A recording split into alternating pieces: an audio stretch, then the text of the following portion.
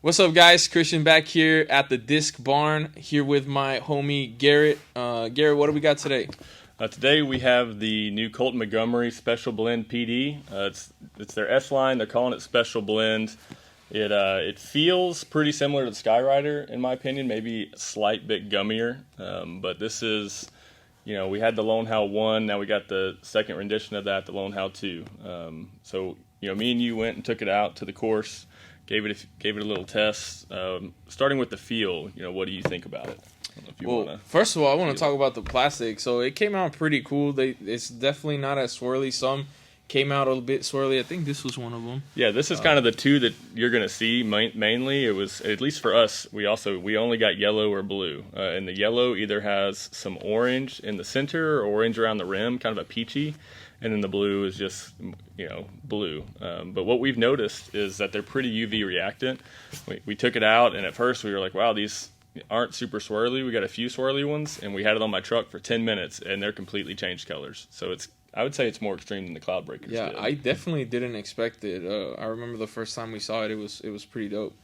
But talking about the feel, it feels pretty good. I would compare it as far as rim width, how it feels in my hand to a Spark from Latitude 64. If you're a trilogy thrower, it's was not expecting it to be this overstable. I will say that. It could be called the Lone Cow 2 because it's beef, dude. It's beef. That was cheesy. And yeah, man, it's super beefy. I did not expect it. I've thrown old runs of PDs in S line and even some C line, and they were not as overstable as this. As far as stability goes, I would compare it to a Triple X from Latitude 64. It doesn't want to go far. It wants to fight the wind. It wants to get to the ground left if you're a right hand thrower, and I felt like I could rip into it as hard as I could, and it didn't really want to turn. What did you think about it? Similar thoughts. Now, I did see Colten Montgomery posted a video on it, and he talked about how this plastic will beat in. It beats in a little different than other plastics, and it should beat in a little straighter from what he said, and you might be able to get a turn out of it. The one thing that we did notice in our comparison of the two videos, or of the two discs, you'll see the Lown Howl 2, which goes first. Christian throws it, it goes straight, and then it just hooks. But the Lown Howl 2, which is brand new out of the box, so it's not beat in at all. It goes straight, and then you get a good turn out of it. You really get the max flight that you normally want to see. But I think what we're going to see out of this is once these beat in, they may beat in a little closer. But I can't imagine it gets to the same level of the PD1.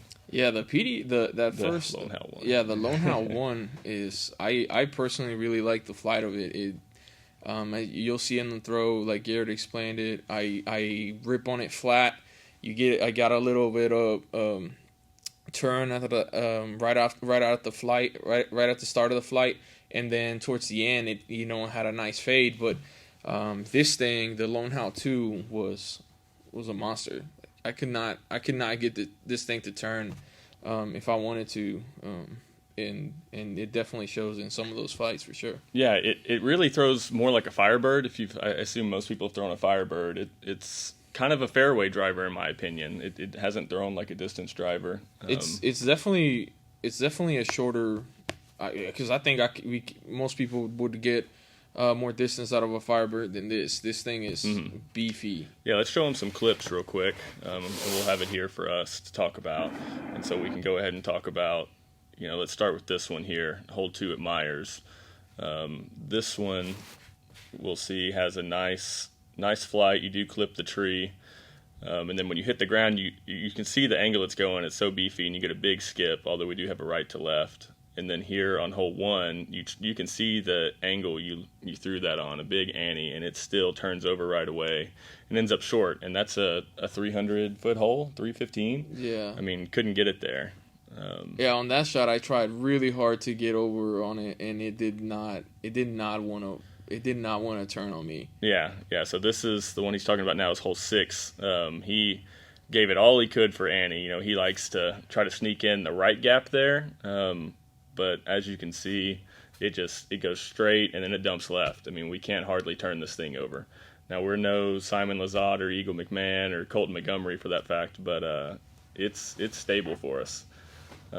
Here you can see my flick, which I gave it a big Annie on. It came out wobbly. Don't make fun of me. Don't at me. Yeah, you mashed it, though. Yeah, it was perfect. And this is what I think this disc is going to excel at. You can really shape a shot with it.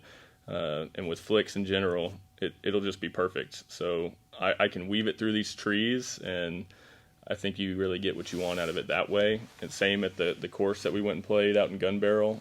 It was mainly just a really good flick for me. I don't remember which hole it was at Gun Barrel, but this one that you're about to see, I flicked it. It's like a 250-foot hole. So hole 17. Is it 17? Yeah, it's a 250-foot hole. I flicked it perfectly straight, hung it out wide to the left, and it just curls up right there against that hill, the stability, no ground play or anything. And to me, that's the ideal situation. That's kind of how I plan to use it going forward. You parked that hole for sure. Yeah. Did you throw it at Gun Barrel? Yeah, there was a couple of holes where I threw it. I actually gassed one. I don't remember what hole it was. Maybe hole 8 or something like that. And where it was a hole where I normally would throw a mid range. I just wanted to try a hyzer line with this, and it was really good at hitting low ceiling shots. I was able to get it in there, sneak it in there, and it did go a little bit too far for my liking on that shot, but. That's like I said, I gassed it. That was on me, but it's man, all I can say about it, beef, dude. It's beefy. So guys, there's not much else left that we can say about it. It comes out on the 10th here at TheDiscBarn. We'll have them on our site, and the 10th at 10 a.m. December 10th. So be there. They're gonna sell out quick. I try to structure it to where you can't just click on it and add 3-4 to your card. It's all separate listings, so that spreads it out.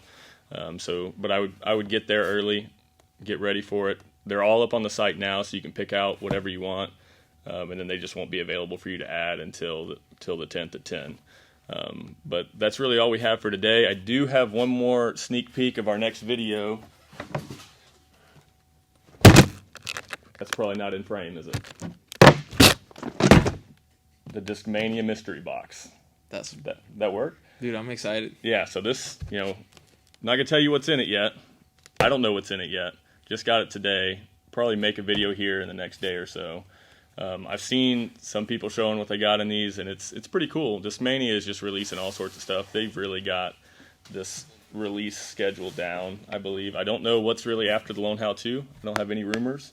Anything you've heard about it? No, not nothing too. I don't know anything across any companies. I mean, Discmania is just killing it right now. Yeah. And I guarantee you they'll release something over the winter to keep their sales going. Also, make sure you hit up TheDiscBarn on Instagram. Check out the giveaway. Yeah, I have the giveaway. It'll be the 10th at noon is when I'm doing it. So Instagram at TheDiscBarn. Check it out. That's all we have for today. I really appreciate you guys coming to watch. Like and subscribe. That helps us a ton. The giveaway, also you have to subscribe to the channel. So if you did enter the giveaway on Instagram, make sure you subscribe or else you won't be entered. So you should have a good chance at this one because it's a little lower entry level. But that's really it. Thanks a lot. Thanks again. Thank y'all for watching, and see you for the mystery box here in a few days. Thanks.